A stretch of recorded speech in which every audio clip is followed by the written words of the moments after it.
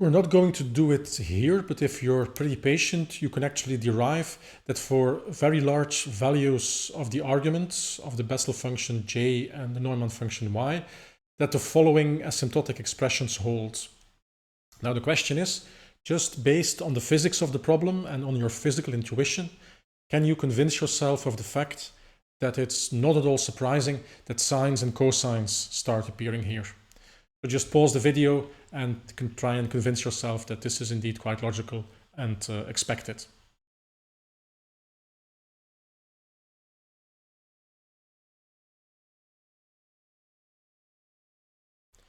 We know from the textbook that these Bessel functions j and y, they actually correspond to the oscillating solutions, to the standing wave solutions of the Helmholtz equation in cylindrical coordinates.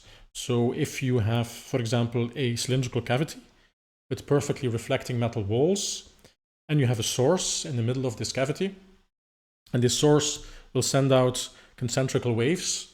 So just pretend that these scribbles are concentric waves. These waves will eventually hit the perfectly reflecting boundary at the edge of the cavity. These waves will get reflected to the center, and there you will have your standing wave pattern that's being set up.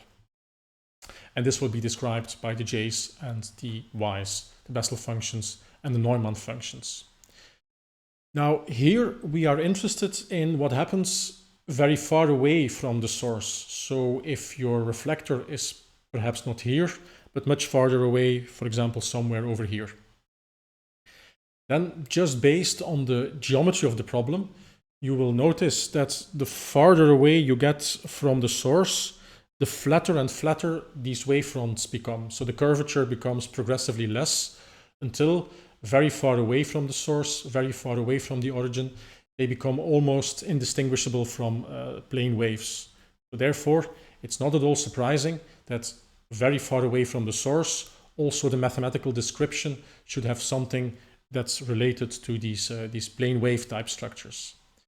And we know from solving the Helmholtz equation in Cartesian coordinate systems that for the plane wave case, the standing waves there are described by sines and cosines.